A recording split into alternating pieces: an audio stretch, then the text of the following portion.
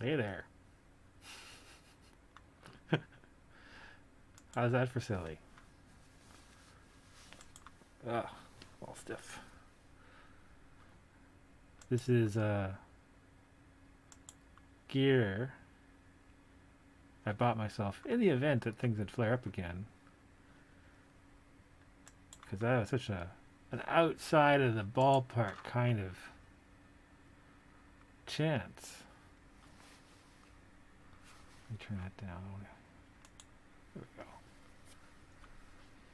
People wear like face shields, and I think that's. I understand the urge, but that's ridiculous because the sides are open, and it's not about. This is more about me protecting you from me, keeping whatever I'm hopefully don't have but might have in, and then hopefully reduces a bit of what comes in as well. But that's secondary. This is more about accidental exposure to the eyes, particularly if I have to go shopping or in closed spaces. So this is a pair of goggles for Nerf. They're not high end, but they only had a small. Oops, here's my earplugs. Only had a small vent on the side,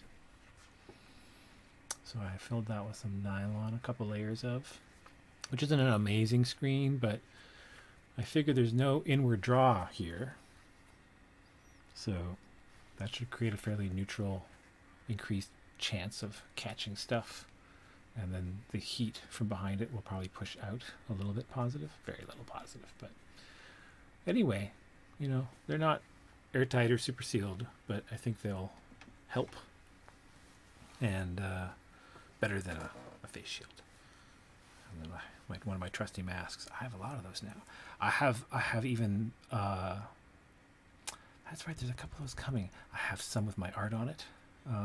From Society 6 too. Hey, I am overdue to thank my patrons.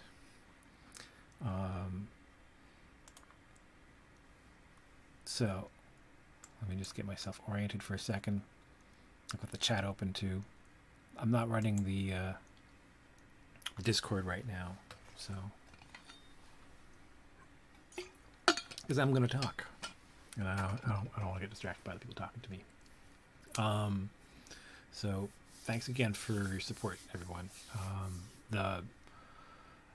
A good chunk of it went to support of the creators because I always take always earmark a certain percentage of what I'm taking in as stuff that I'll give back by pledging to people whose stuff I dig, and I increased that with the COVID thing because I felt like more was time for need. So I ended up keeping about half of what I got, which is good. It was still helpful. Cover a couple of bills. And thanks goes to my supporters, Paul Kemp, Mars Eve, Gregory Hoffman, Sonja Matschuck, Ross Greenawalt, Kara Queen, Lenep, Calliope, Renee Ondine, Curtis Hendricks, John Jordan, Renee Daigle. I always butcher that. I'm going to butcher some more names. Gregory C. Giordano, Gustavo Ruiz, Stephan Labute, Stephan Goslinski. I've jinxed myself now. I'm going to start giggling. Mabry, Cervin, GMB, Chomichuk. I'm going to have to ask you sometime to remind me how to pronounce that properly. Patrick Goddard, Charles Wells, Brenda Price, Stan Yan, Brenda Fuhrman, who I just saw in my Making Comics class. Hi, Brenda. James Lloyd, Hans Reichbecht. I think that's right. Dan Hare, ATTILA, Michèle Laframboise, Joris, Simon Otterswald, Chris Nolan, Nicholas, Troy Carlson, Andrew Walsh, Tim Mormon, Ian Masterani, who I'm working on a sketch for, Leona Carb. Thank you all. Also, I wanted to mention some other patrons who won't be on that list because they just left, but I still, they've helped a lot. And go there, and I have to toggle a button. Doot. Active.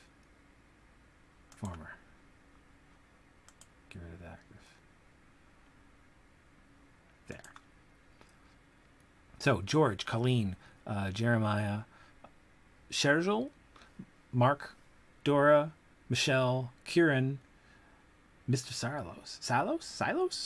Silos, Bonnie, Nathan, Josiane, Sarah, Sylvia, David, Paolo, Nicholas, Omid, Frederick, Tony, Ben, Fabian, Ben again, different Ben, Dwayne, Michèle, Emile, Elaine, and Shannon, who all have helped in the past, and some of them quite a bit for a long time. There's a few folks who left recently just because things are getting tough, and so some people felt like they had to cut back. I understand.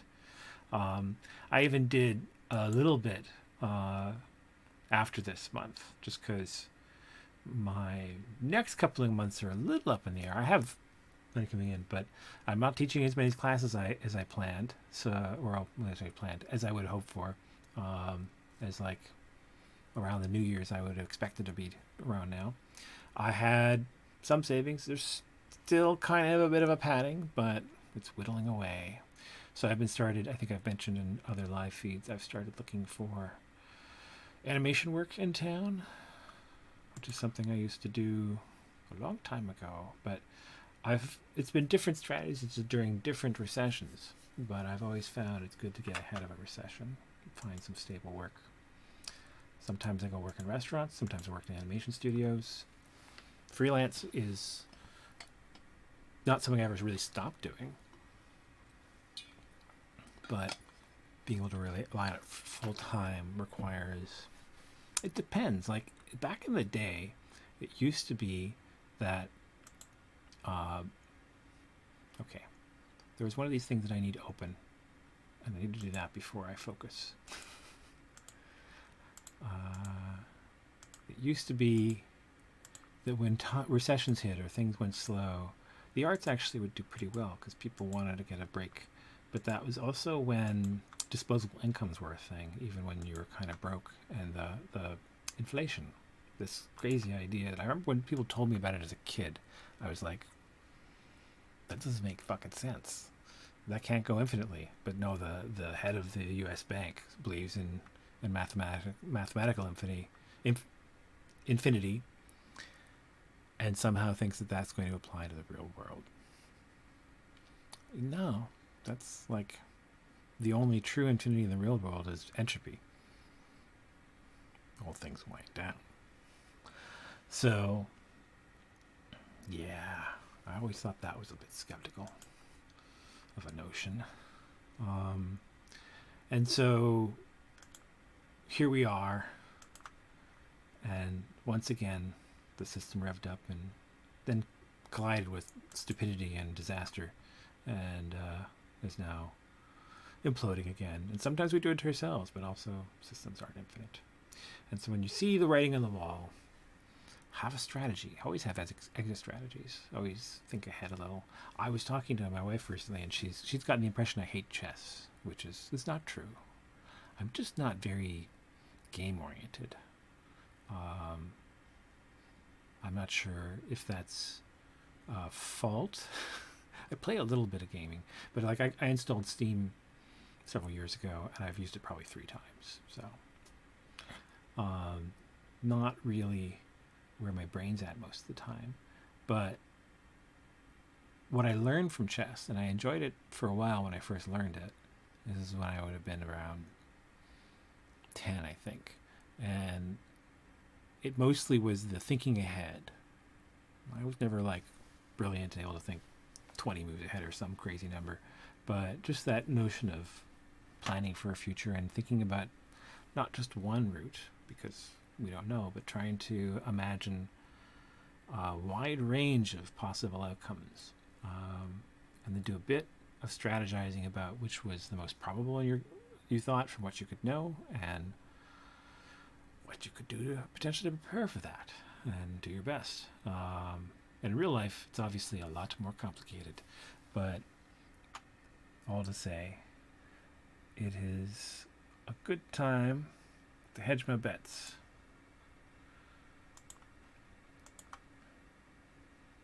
To a degree, teaching was doing that, and it worked pretty well. It's still working, but not teaching as many classes as I'd like. So I've gotten a few private students, which is good. That's a catch-22 in some ways, though, because it's often more work per minute. I don't know, it's complicated. I shouldn't get meandering too much here. This is not what this is about. I just sent feedback to a student, and so that went well, I think. The short version of it is you've got to do more stuff. Not bad, but you got to do more. Got to do more of them. There's not enough drawn here. It's a pretty simple one. If there's a direct correlation between how much you draw and how fast you get better. You can go slow, but it's going to be slow. All right. So what are we talking about tonight in this meandering process pod? The semester just ended at Sin Studio.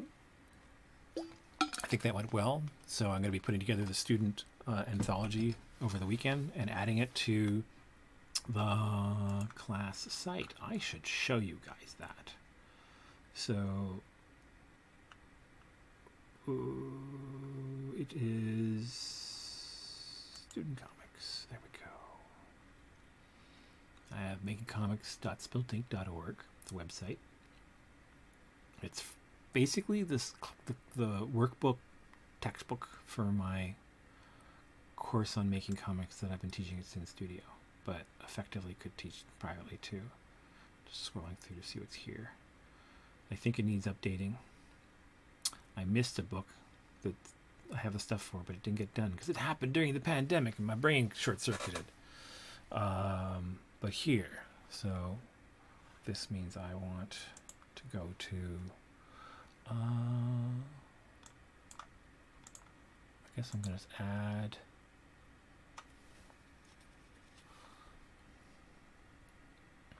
window capture.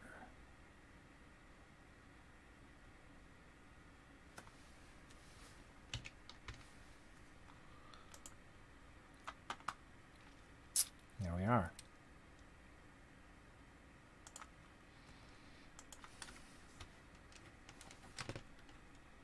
Oops. No. Just that. There we are. Okay. So this. Ooh, hello. Oh, it's because I'm on the wrong screen. I always get screwed up by that. Ha ha ha. I feel like I want to put it in the middle somewhere. Oh, that's good. It's comfortable. This is the Synthology. Synthologies, plural. So the most recent one posted to the site here is volume 12. Volume 13, oh, cursed number. Maybe that's a hint. Would have been from this past winter. And it kind of hit the fan at the end there. Our last couple of classes got stepped on by the shutdown. I do have stuff to put together, though. So, Synthology Volume 11. So the covers, the last couple were by students. I think they are awesome.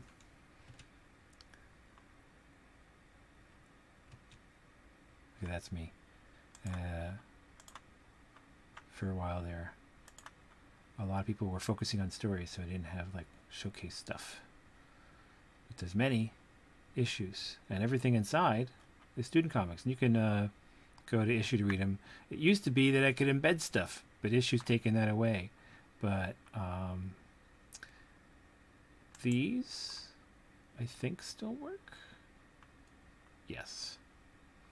You can grab a PDF of the comics. And these are the student comics for my courses. These are pretty solid stuff.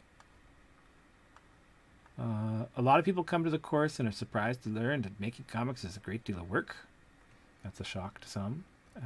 But I think quite a few people still enjoy it. And hopefully I don't scare off too many aspiring young artists.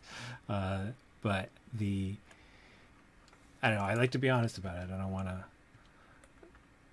I also get enough older students too. This course happened right after Mr. You Know Who won.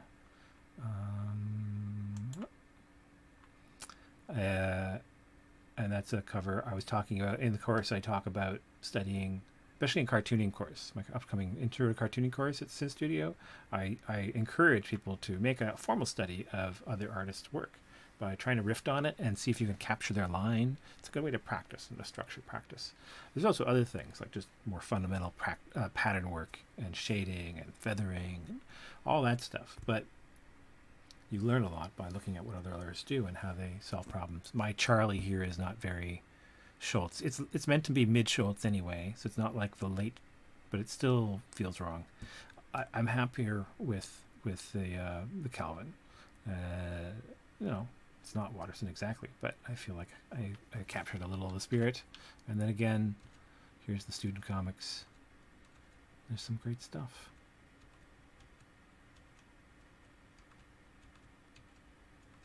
Very wide mix of styles and ideas.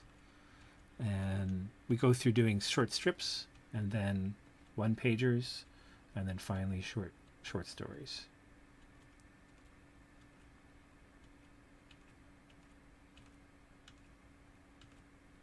It's one of those challenging things too, like when you're teaching, people are still figuring things out and you've been doing stuff for a long time. There are a million little things you can tell them to change, but you also want to allow for people's own interpretations and styles and expressions. And you want to also make it realistic in terms of how much they're going to learn in the 10 classes that you have time to work with. So you want to pick and choose, start with more fundamental things, try to teach them about flow, page design, how lettering works, sort of rough intros to the skills, although we really can't get into like how to draw. It's a rather large topic, really. But we talk about how to draw, and then I provide lots of links to free resources about teaching it, and we have courses at SIN as well on this subject. But, you know, I can tutor on it too. So anyway, let's escape that one. I want to go back.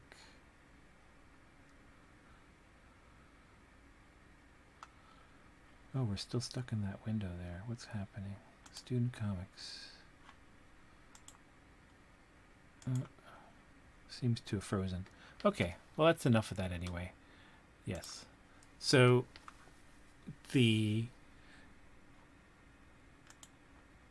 year ended for making comics. I think it went okay. It's my first full semester teaching online.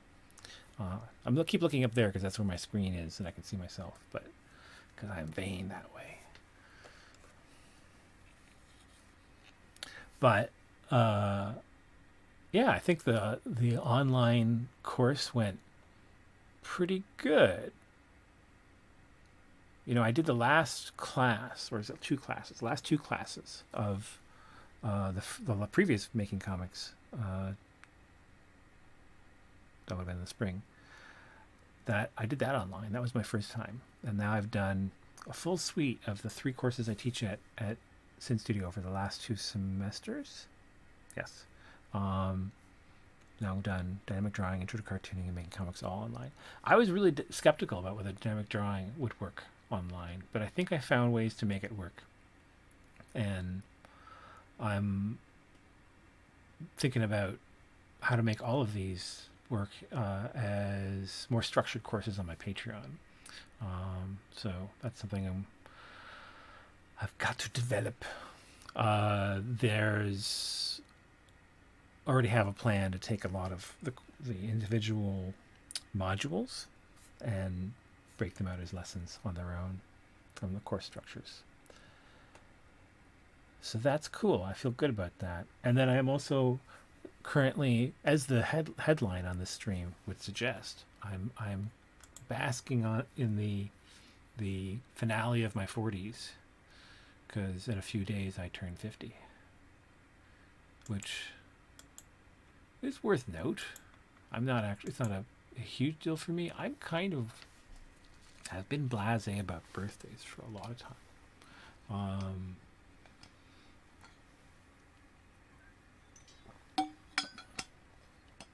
Or I shouldn't say I'm blasé. I'm introspective about birthdays. I like to go somewhere and spend time alone. But that's me, I'm a weirdo. I like spending time alone.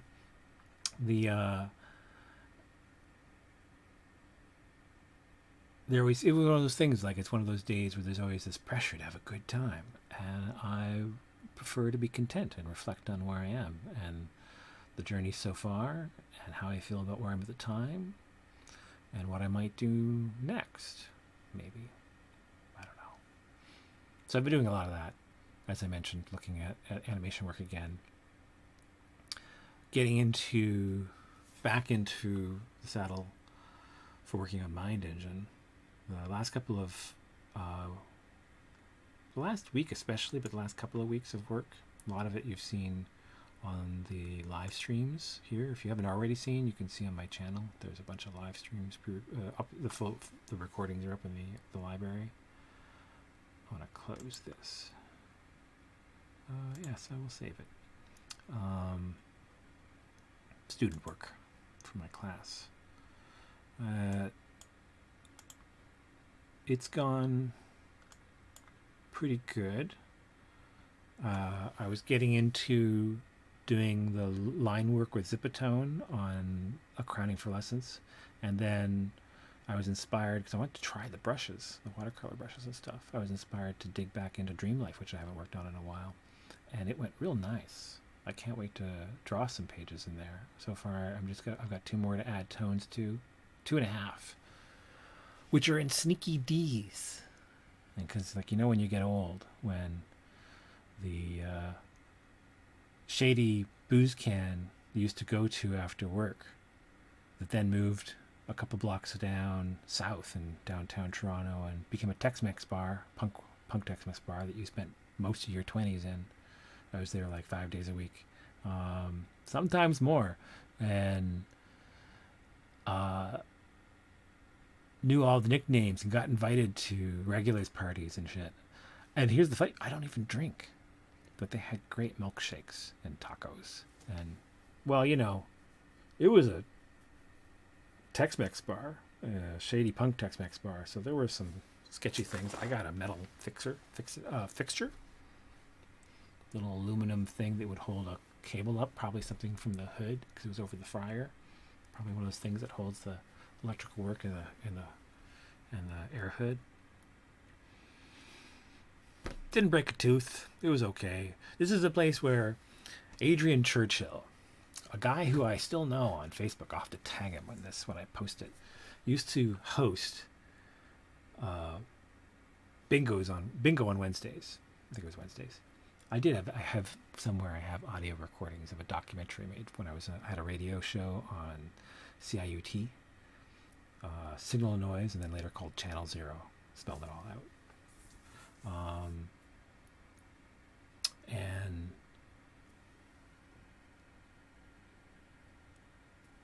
I went around because I'd been going regularly with friends of mine, and I went around because Adrian was going to quit, and interviewed people during bingo, which was incredibly loud and raucous, and asked them about their memories. And everyone, remarked about the wacky things, like there was full contact bingo. That was when anyone who could get between you and Adrian when you wanted to call bingo was entitled to take the card off you and claim it. So that led to lots of clever folks just sort of getting down to the point where they had 1 or 2 squares sitting next to him with a dauber waiting for him to call their number. And of course he always had dirty puns and limericks to go with his number calling, which he blamed on his grandmother because she was an old British blue-haired granny who used to take him to bingo in England. I wasn't sure that's a true story, but that was what he said. And other people would not think to call in time, and this led to occasionally the sight of someone table running down the middle of the beer hall, the main front space or the back, to try to get past everyone really quick, kicking over pitchers and stuff to get to him before someone could take him out, and a couple of pylons in the aisles. So that kind of shenanigans. And then I put together this interview, and I was listening to it, trying to edit it, and I ran it. It was funny, but you could barely hear anything for the background noise. And then Adrian kept doing it anyway. It kept being a thing. There was Sneaky Disease was one of the nicknames. Sketchy Central. It's become more of just a student bar these days. I think when I go back, it's what it feels like. But it's still got a very strong indie vibe. I used to hang out there when there were Antifa clashes with the local skinheads out front, and got swarmed by a couple skinheads a few blocks away myself once. So I had no problem with them kicking their asses. It was a fondly remembered place, and I included it in my comic, and then I heard this week that it's in danger of being turned, the block has been cited. The landlords want to develop it was like 30 or 60 story condo building there. I caught a news story on City where they're saying that the landlord wants to include Sneaky D's, so there'll be like a new updated Sneaky D's. It may continue in some new form, but it goes back to when I worked at the Bluer Cinema in the late 80s. I would go around 88. Was it 88? Yeah, I was living in the area in 88, so it was 18. I moved to the neighborhood. I'd work at the Bluer Cinema, and then after a shift go to Sneaky D's and get grilled cheese or some big poutine or something. They made very Ontario poutine with grated cheese. Yes, I know, it's not the real thing, but I was happy with it. I'd meet my friend George Rizak and Jonathan Sugarman at college in Bathurst pretty much almost nightly sometimes. Hang out with their extended circles of friends, roommates and such, my own. Met half my girlfriends there probably. Unwise. You could guess as to why. The nickname I mentioned a little while ago is a hint. And then there's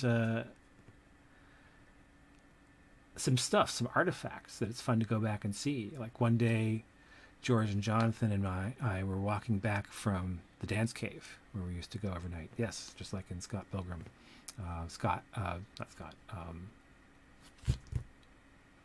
Brian is a bit younger than me, so he was hanging around that scene just around this time I left and moved to Montreal. But like his crowd, Sneaky D's and the Dance Cave are kind of two main bases. This is more kind of punk, indie, and goth, late 80s, early 90s, but whatever, same difference. And we were walking back from the Dance Cave, and a little Tex-Mex place, actually just a Mexican restaurant, that's right, had closed, just a corner spot, but all their decorations were in a pile out front. And most of it was trash, but sticking out of it was this really nice looking set of paper mache longhorn steers horns. I can't get the name right. You know what I'm talking about. Really straight with a bit of a bend in them, white with it was painted, but it was looking like one of those cloth bindings that goes in the middle of them. And I thought, oh, those are perfect for Sneaky D's. So I grabbed them. I could be misremembering. I'm not sure if George grabbed them or I grabbed them. We were in agreement, though. They belonged to Sneaky D's. They were very light. One of us walked down the street with it over our shoulder and presented it proudly at the bar when we arrived. And then later on, when I went to go there like a few weeks later, they'd been painted black and white to match the Fiona Smythe decor. I don't know if Fiona did it herself or if someone just sort of dialed it into the aesthetic, but they were up there right in the middle, and they are to this day still there, and that's cool. I also did a panel on a comic, an older one, not Dream Life, but a memoir comic, yeah, autobio comic, an early attempt on my part. Embarrassing work, but it included a long shot of the bar corner with me walking in a haze, and I gave them a photocopy, and for a really long time it hung on the side of the fridge, which always warmed my heart a little. So hopefully some people get to continue to enjoy it before it's gone, but most of the places I've lived in Toronto have been either leveled or radically renovated. Not much is the same. One more piece is gone. La Hacienda was a regular spot for me too, and that's shut down now. Ah, well, folks, this is what happens when you get old. So I thought I would do a little drawing. Let's see, how much time has it been? 30 minutes. All right, let's wrap this up with some doodles. This is a commission that I am way late on. Embarrassingly late. Don't ask. There's no reference. There we go.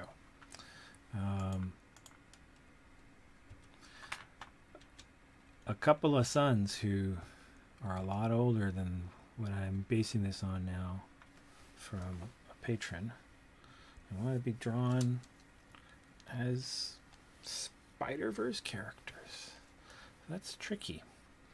But basically, a couple of Spider-Men. So I'm going to run with it in terms of I don't know what they look like now. It's been a couple of years and kids grow fast. But I'm going to assume the parent would like them kind of the moment.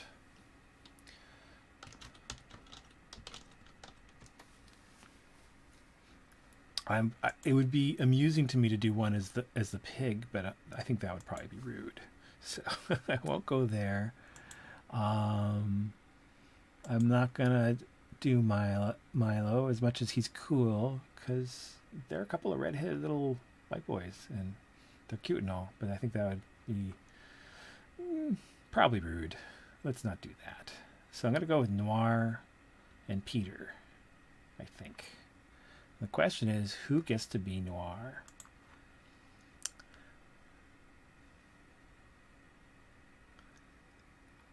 And I think at one point I was thinking about like Avenger characters. So one of them is Spider-Man, but the other one was going to be Iron Man maybe. So maybe I want to go with that instead of Noir. That could work too. Yep. There's a younger and an older. And I like armor. So you can see here I've done a layout a while ago. This has been hanging on my line, accusing me of tardiness for some time. I'm going to turn this camera off because it's making me self-conscious. So that means he's... And yeah, he's that one. That's good because he's got a very well suited face to the shape.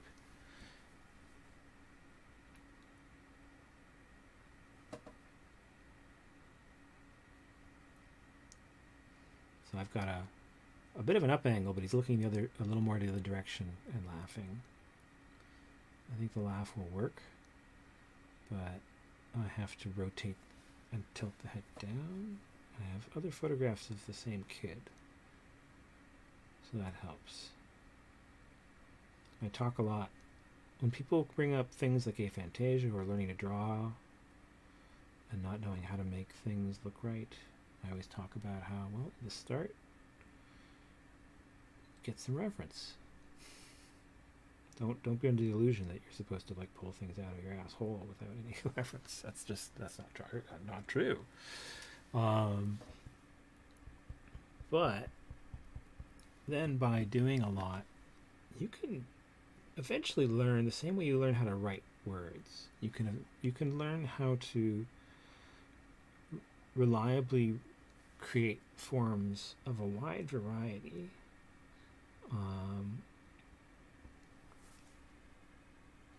Let's see, I want to see his eyes. These ones he's squinting a lot.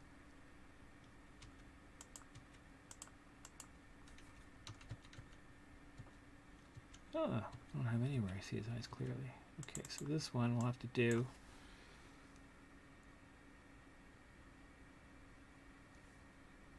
Oh, a little too low.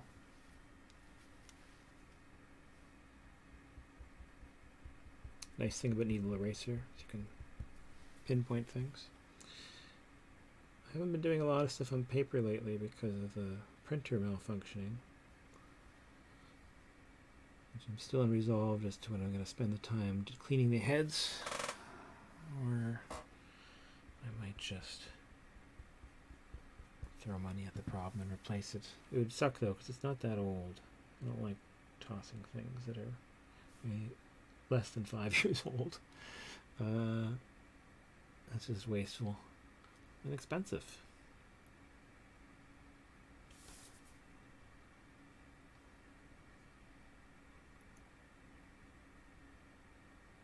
Hey Epson, you really gotta like make cleaning your heads easier, or just be able to replace the head rather than that being sort of an unreplaceable part, which is everything I looked up into. I should look and see if that's changed.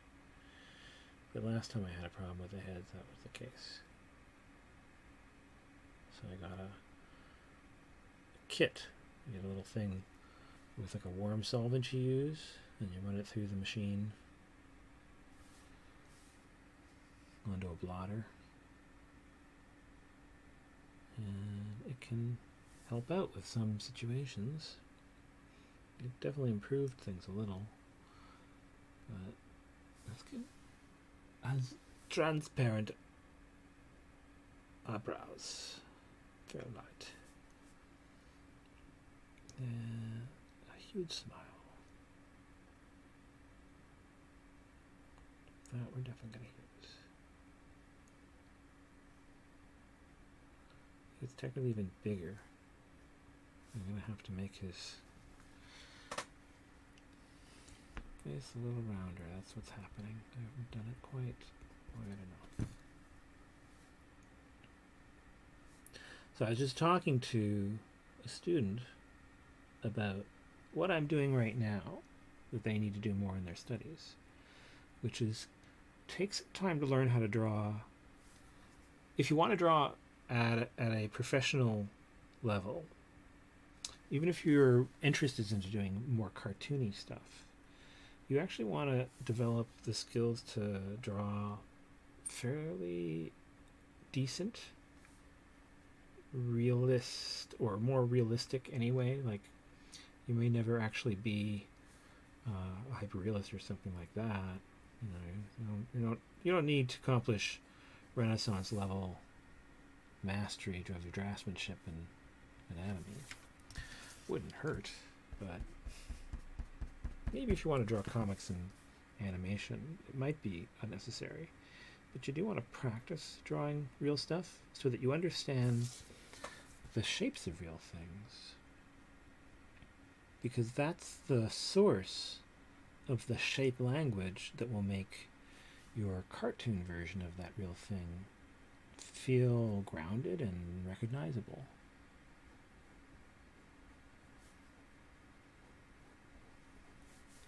So now, this is not a little kid's body. It's a little kid's head. And then I'm going to not overage him and make him muscle bound, but Spider-Man body.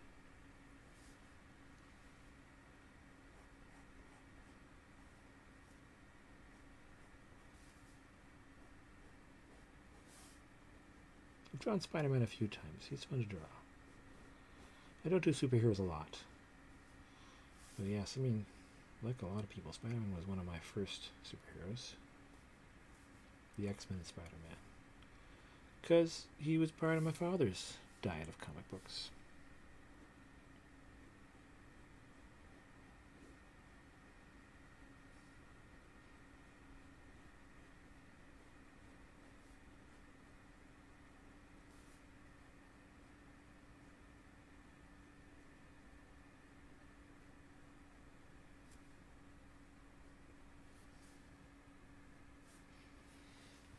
Now, I think that's a fairly realistic foot, but it doesn't have pizzazz.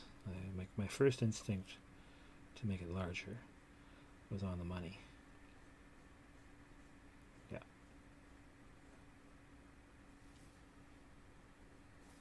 Now, I'm not sure what I'm going to do with that. I'm going to go look at some Spider-Man costumes when it comes time to finish this off. But at this stage, what we're focusing on, and this is a mistake a lot of people make, though, at this point they'll be drawing clothing. we'll focus on those superficial contours. What I'm doing is, not just because in Spider-Man's case that's almost all you see, but to get the shot right, because this is a portrait, I want it to have a certain kind of authority, feel observed and grounded. And that comes from refining it and developing the stylistic notes, like sort of matching what I did with this foot. And I might go back actually and work on that toe like I just did with that foot. Bring them in line with each other. And I'm developing much more subtle contours. The student in question was doing a lot of, everything was built out of very this, and then not being taken much further. Like that's not even a thing yet, but I'm just trying to show you the quality of lines. I'm trying to build much more nuanced contours that work with the gesture. That's what you're seeing here. This is actually gesture plus a little figurative silhouette that I put in to remind myself, which the figurative silhouette is directly over what was the initial first pass gesture. What is gesture and a figurative silhouette, you say? Well, that's a long conversation. I have videos in my hundreds of clips you'll find in my archive on the subject. I recommend you watch them.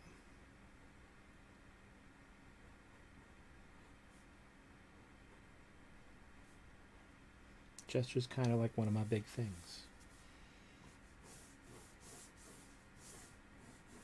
It was even before I started teaching dynamic drawing at Sin Studio. I really enjoyed it when I first learned the practice through Mr. Tavares at Wexford CI. My first life art classes.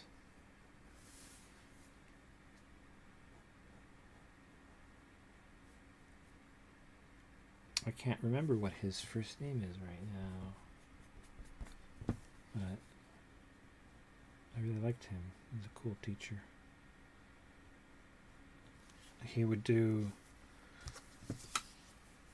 was working on, at least at one point, this humongous wall-sized mural during the year. No, I don't think that bent wrist actually makes sense. But sort of twisted does. Yeah.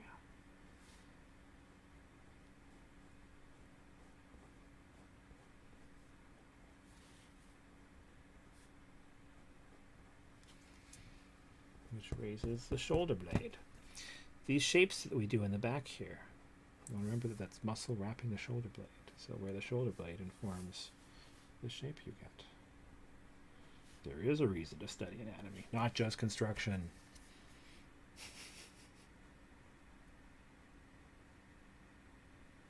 Everyone likes construction because it feels like a quick shortcut. Let's skip the anatomy thing. But sometimes you gotta do it just to figure out the mechanics of what you're doing, like I just did there. I drew my phalanges, the ones inside your palm. And I guess that's what's missing, is the elbow needs to be turned out at the top, so I need a little marker of that. There we go.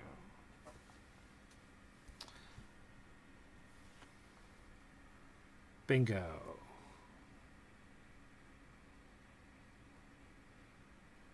You'll just have to imagine red hair.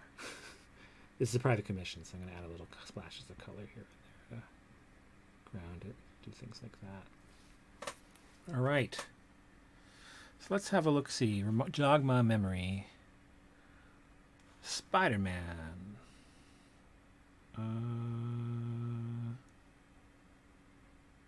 I already opened a search for this before. Where'd it go? Here we go, Spider-Verse. That's kind of handy. Like, I don't know, should I actually give him the 5 o'clock shadow? Peter from the older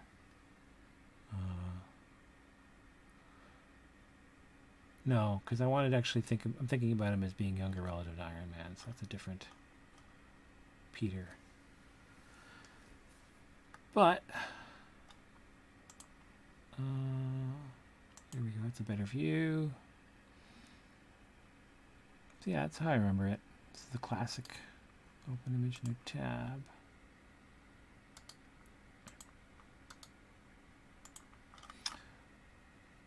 Spider-Man.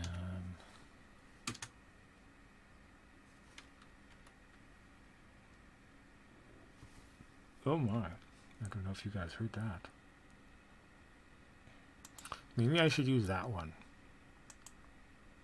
Yeah.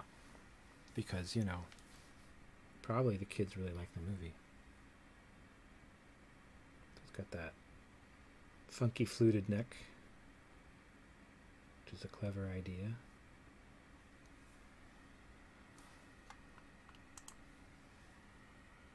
Oh, there it's the straight line. Well, I guess it changed, right? I'm thinking of the Iron Spire one, so it's a straight line. Oh, I'll just have to fix that. Okay. That's Iron Spider, right. I'm thinking of the other one, which I don't want to do the Iron Spider suit. I don't know what I'm feeling like.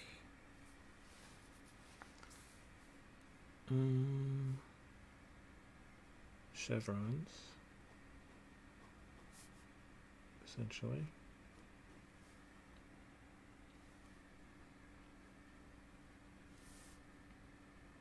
They go into pinstripes.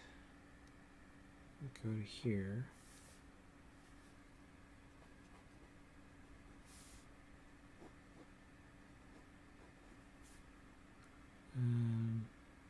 Right about there, we've got a little higher. The icon. A bit of stuff over the hip. Utility belt. It's like narrow. Units.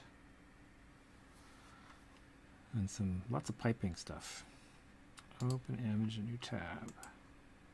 I have to switch headphones.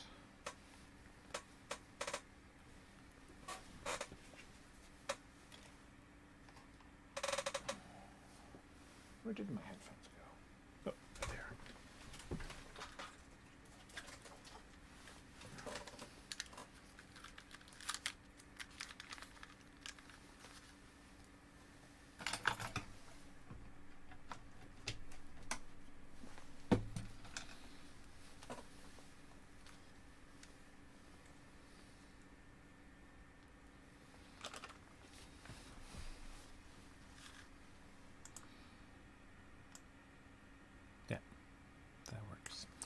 So, oh, they give them like those. I know, it makes more sense. Structured, boxy wrist things. I mean, let's face it, it's all fantasy hardware anyway.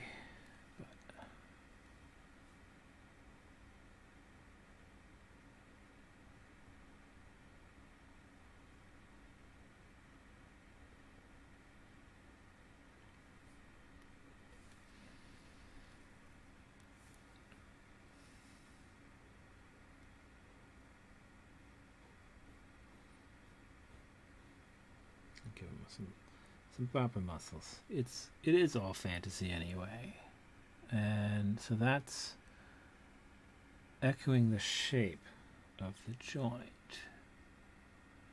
So it comes down for the elbow, like that. Goes up to meet there, right? So that's going to go this way. Like that.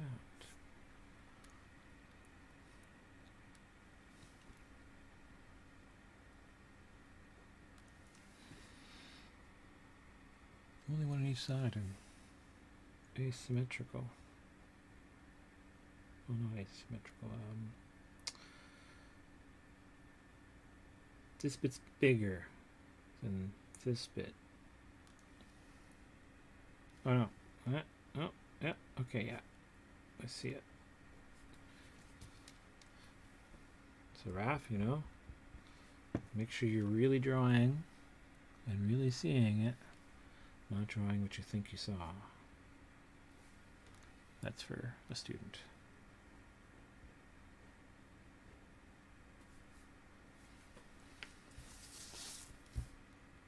So right now I'm drawing the webbing, and what you want to think about is both looking at the model, but they're not in the same pose. I'm looking at the model in this case to inform where the lines fall, but then I'm tracing over the surfaces of the body.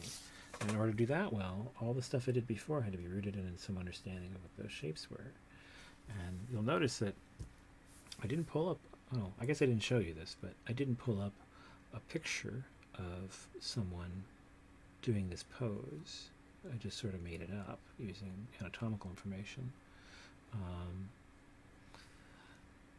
I mentioned that because another thing that came up in my classes is the fact that I have aphantasia. One of my students doesn't, but is part of a drawing group apparently, where there are many people who do, and they were wondering, how do I learn how to draw? And I think I've even mentioned earlier in this clip, it comes down to just doing the drawing a lot. Even if you do have aphantasia, you're going to maybe have, it's possible, I suppose, a slower progression perhaps than a visualizer who can easily remember things and try to draw them from memory. But what visualizers who don't lie to themselves find out is that no one has perfect memory, especially when it comes to pictures. Perception is tricky because you remember what you pay attention to, which isn't everything. Even for someone who has normal attention, like doesn't have ADHD or something, still don't see everything. You know, lots of documentation now, for example, about how unreliable witnesses are, but also just the way memory works. It's not a picture or a hard copy.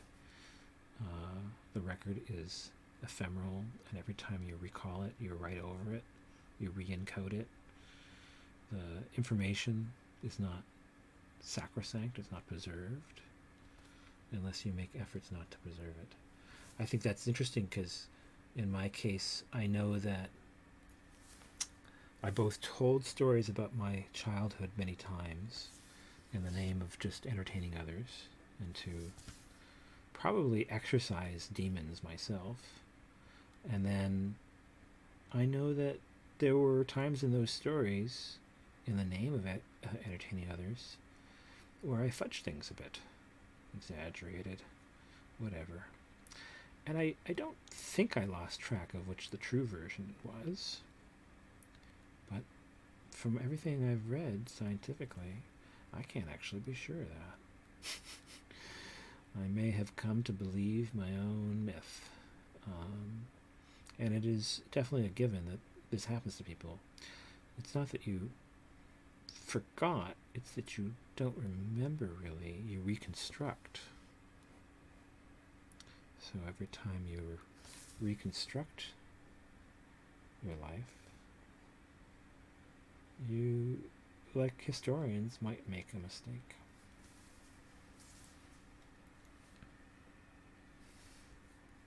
Is it one down the middle, like Wonder Woman? Sort of. One down the shin, so it snakes a bit. And then that comes down like that, and that.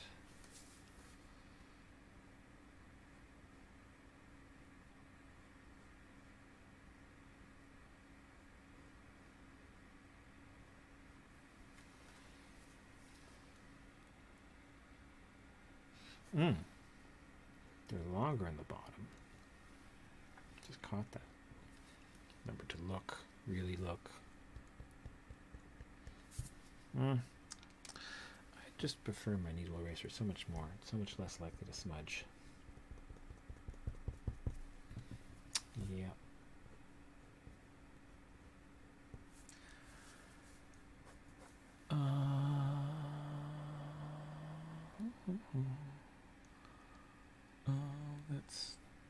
technically would be, but it's just twisted. Yes, that makes sense. What am I missing? There's a little serif here and here. There's a secondary line that I didn't get to.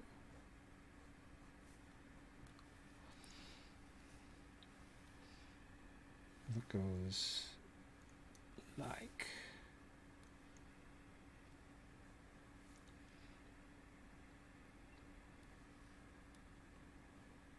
that.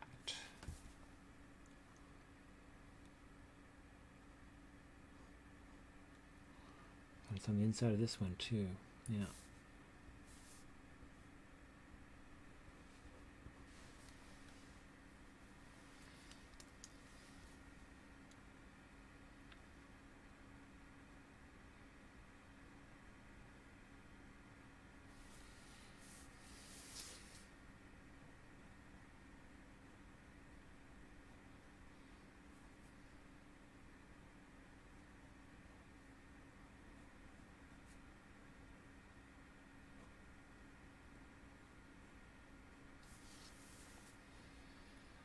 Okay. I'm not going to ink this until I have much more of it drawn in, but there's one figure. How are we doing for time?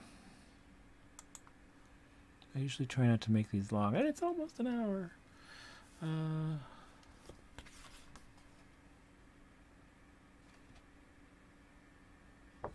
should, let's see. There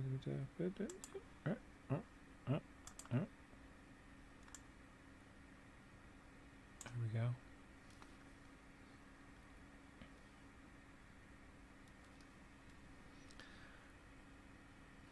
You know what? I want to get in the Iron Man costume too, so I'm going to do that now. I may make this video a little long, but so be it. So far, no one's complained. I just know from the stats that you don't watch it all.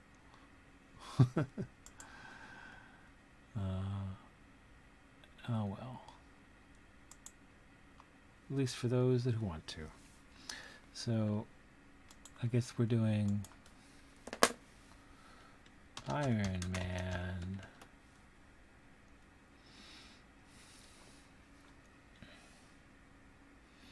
I guess technically that's not a Spider-Verse character, is it? Well,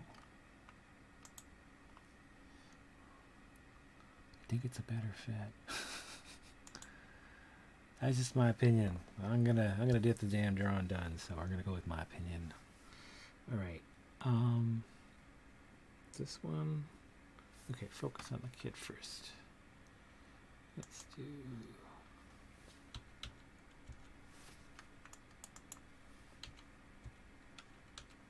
That's helpful.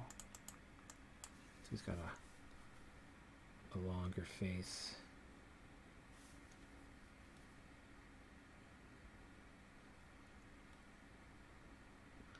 And hair more to one side.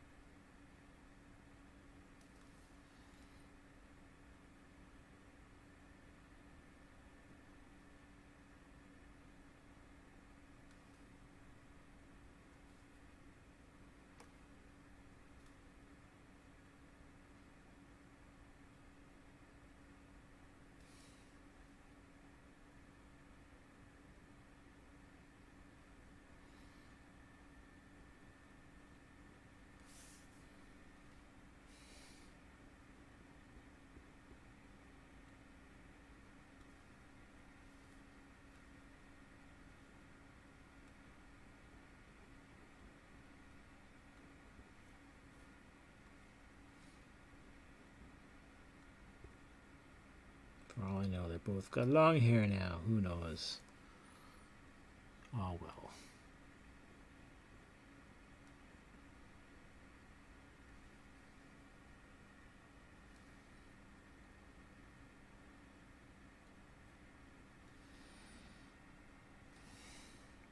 Plates here.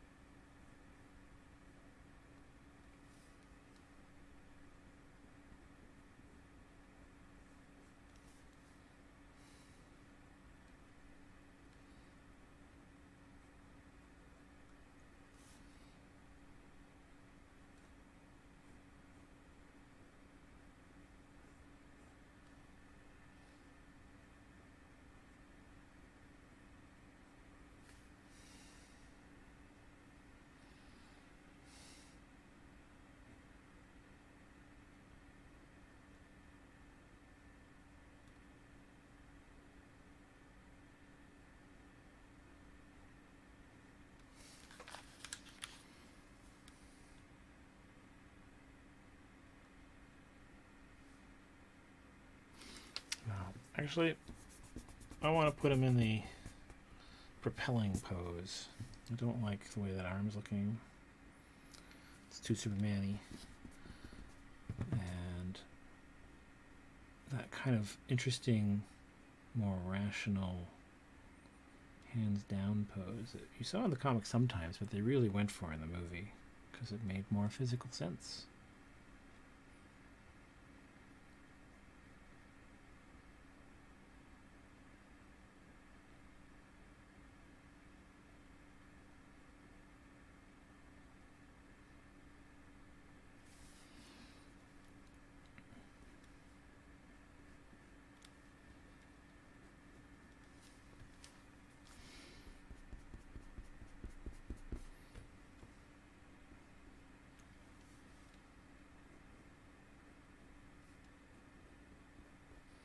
The thing with armor is too, it's like the opposite of the body hugging suit.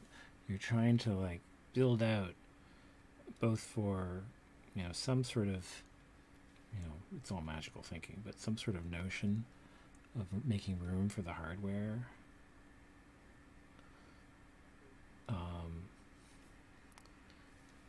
But also for it to feel plausible that it has substance and could provide protection. That obviously goes a different way when you're talking about some sort of skin suit that has ridiculous durability, but Iron Man's very much rooted in kind of an industrial, almost steampunk logic about how things work.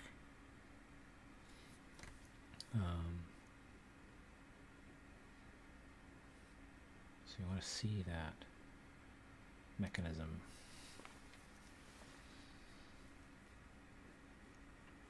Almost feel its presence.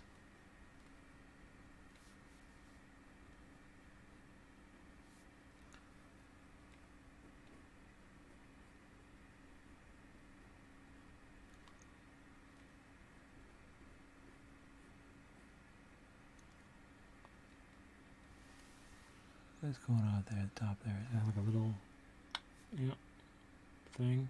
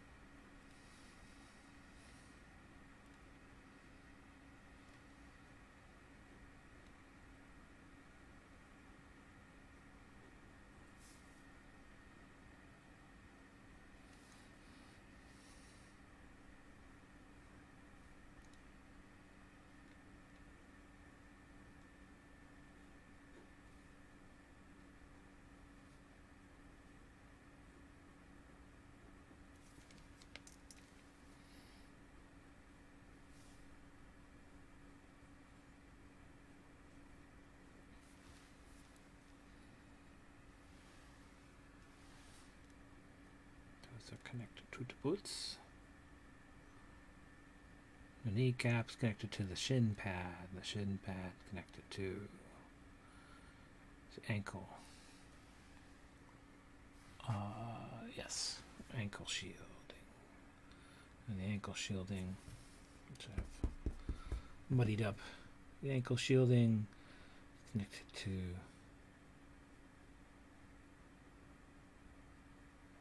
the foot enclosures. Actually, toes on the wrong side. Toes on the wrong side, Max.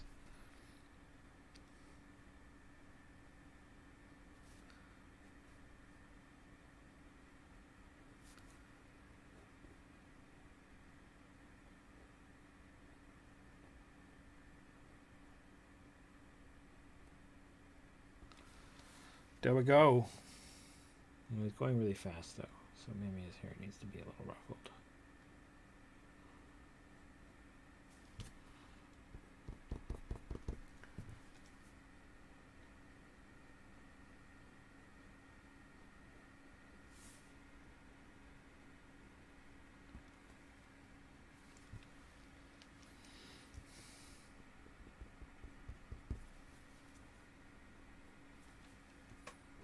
There we go.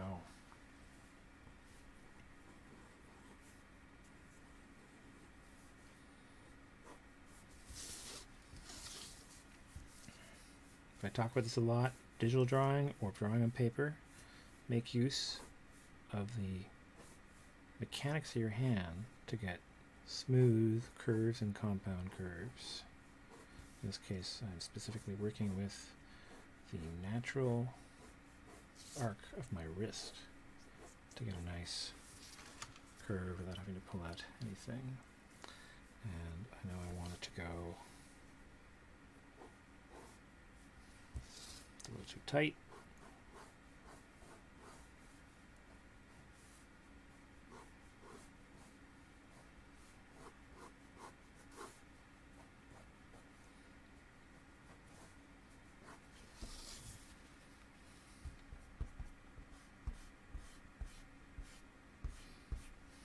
I'm going to erase the ones I don't like after I've found the shape I'm after. This doesn't have to be pretty because this is the rough. I'm going to go over this with ink, and in the case of these lines, probably some white paint.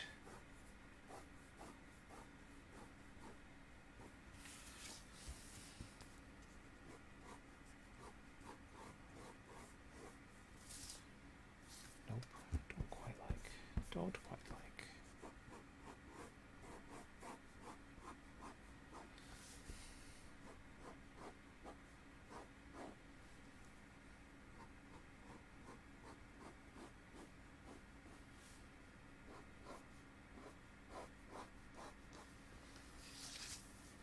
Go.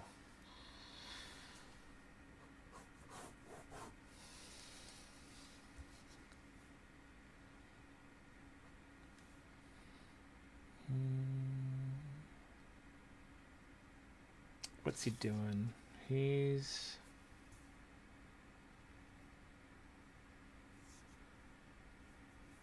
physically going this way, so which means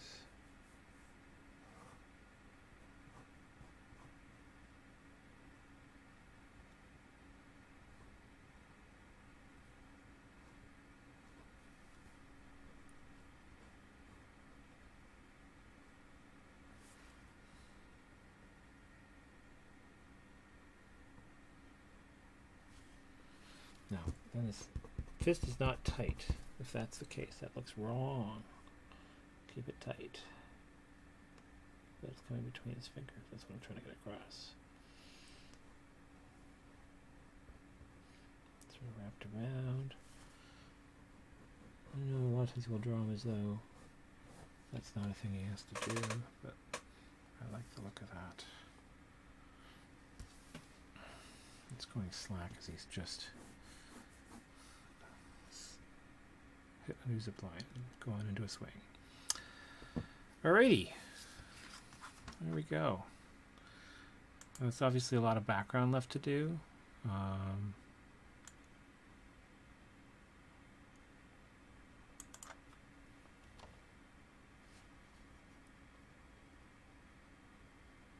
There we are.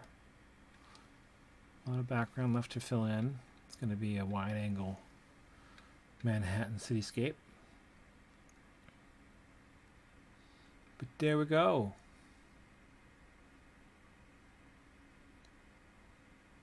I'm not going to mention the kids' names because I don't know. I haven't talked to the parents. I'm not sure they want that mentioned online. But hopefully they like this and it's well received when it comes, which should be soon. I've got a few more that I've finished off and I want to make a run to the post office, get some commissions shipped out. So I'll get one more done so I can make it an even 4 to go. And that's going to be it. Hour and 11 minutes. All right then. So, hey there. Hope you've enjoyed the show. Go to patreon.com/salgood.